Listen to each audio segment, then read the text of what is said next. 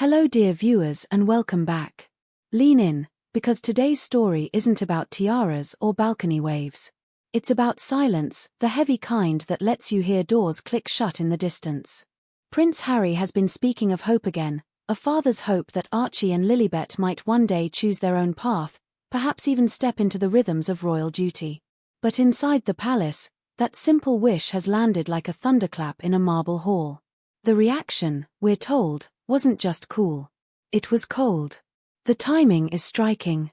On June 21st, as the future king marked his 43rd birthday, a report slipped out that William and his closest circle were bemused, even baffled, by Harry's aspirations for his children. Not angry. Not emotional. Just unmoved in a way that says more than any statement could. A friend of the prince described a man who has closed the floodgates. He no longer lets family stuff dictate the weather of his day. It's the portrait of a William many have sensed emerging harder at the edges, focused on the horizon, trained on duty like a pilot fixed on instruments in rough air. And across the ocean, another picture. Harry returning to Angola, stepping in the red earth where his mother once walked to banish landmines and fear. It was more than a trip, it was a pilgrimage to the scene of a promise. He spoke with that familiar, raw intensity afterwards, the voice of a man measuring legacy in the safety of other people's children as much as his own. You could hear a father thinking ahead, imagining futures, peeking past the present freeze to ask if there is any door left ajar for Archie and Lilibet to knock on, years from now.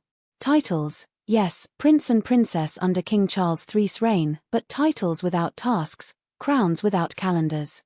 The Sussex children are far from the fold in every practical sense, and insiders whisper that under William's leadership that distance will not shorten. Charles, we know, has met his youngest granddaughter. There is talk of Harry potentially returning to the UK this autumn. There is also talk of Balmoral, of the King and Queen retreating to the Highlands, of privacy and pine forests and a monarch who, for all his resilience, is rationing his strength. Will there be a meeting on Scottish soil? Don't bet the crown jewels on it.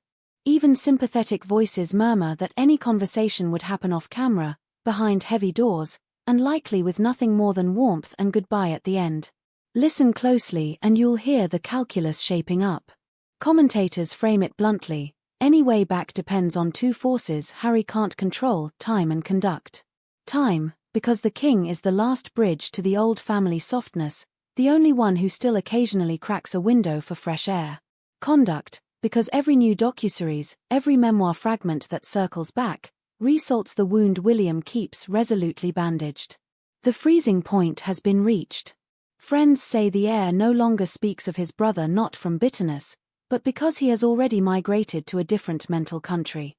He is not the sibling trying to fix things, he is a sovereign in waiting, deciding which fires to fight and which to let burn out on their own. And yet, Harry keeps sending small signals into the night. The Angola visit. The careful words about choice and the dignity of service.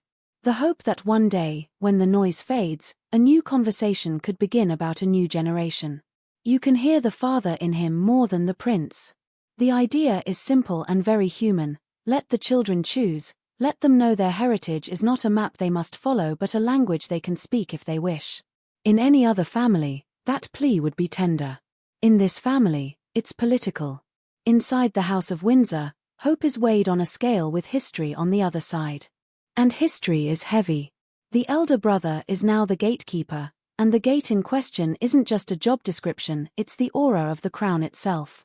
The plan, as it has been drawn and redrawn for years, is a slimmed-down monarchy, fewer faces at the front, fewer signatures under royal crests, a sharper silhouette against a critical age. In that world, invitations do not multiply, they shrink. The idea of two California-raised teenagers stepping back in to where the weight of centuries may be romantic to some and chaotic to others, but to the man in the red dispatch box it reads as risk. Which is why the silence matters. We're told there were feelers, conversations, perhaps even a quiet meeting between the Sussex and Windsor camps earlier in the summer. Not a summit, not a hug and heel, just a careful exchange to keep the temperature from falling below zero. Notably absent were William and Catherine. Their absence spoke as loudly as any attendance would have. If the king is the bridge, the Waleses are the drawbridge. Raise it just a little, and the message is unmistakable. None of this erases the human ache underneath. Remember the arc we've all watched, two boys walking behind their mother's coffin, then growing into men who, for a time, seemed forged by grief into a single alloy. The break did not happen in a night, it was weathered into place by years of small storms and one big one, the tell-all, the spare, the Netflix. Every time Harry chose a microphone over a phone call, he gained a chapter and lost a little more of William. That's the reality the younger brother now lives with, even as he longs to give his children a fuller chapter than the one currently on offer. The palace won't say any of this, of course. They speak in the grammar of calendars and portraits.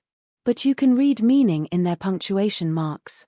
When William is asked about his brother and chooses the silence of a tight smile, that is a sentence. When Catherine is asked about healing and offers only gentle words about family and the future, that too is a sentence, and it ends with a period, not a question mark. When the king, battling his own health headwinds, still leaves the door cracked for a private hello, that's a clause all its own, fragile, temporary, real. So where does this leave Archie and Lilibet? Somewhere between birthright and blank page. They are royal by blood, Californian by sky, and for now spectators to a drama that started long before they were born. The dream Harry has sketched, choose your path, if you want it the path is there, collides with a monarchy that is trying to be less sprawling, less porous, more deliberate. Perhaps in another era, cousins came and went from the working circle like tides. In this one, the circle is a ring cut to size. And yet, families change their minds in small, private ways. Today's no can become tomorrow's maybe if the heat drops and the trust climbs. The path back, if it exists at all, will not be paved by headlines but by the boring, durable stuff of reconciliation. Fewer public revelations, more private apologies, fewer gestures, more time. It will require a brother who has taught himself not to look back to glance over his shoulder, just once, and a brother who has built a life on telling his story to choose, for a long stretch, to keep it to himself. Until then, slow doors keep closing. Not with slams that echo, but with soft clicks you only notice when the corridor grows quiet. Harry hears them. You can feel it in the urgency of his hope, the way he speaks of choice as if saying the word often enough might make it take root. William hears them too, and he doesn't flinch, because the job he's trained for asks him to keep walking toward the throne room without checking who follows. Charles, perhaps, hears them most of all, and it must sound like time. So we turn to you, our sharp-eyed royal watchers. Is there still a way to bridge this divide before the cement sets?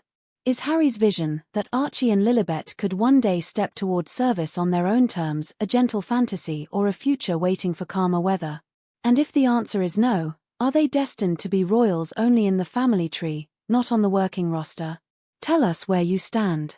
Drop your view in the comments, keep it thoughtful, and if you want more deep dives that read between the palace lines, tap like and subscribe.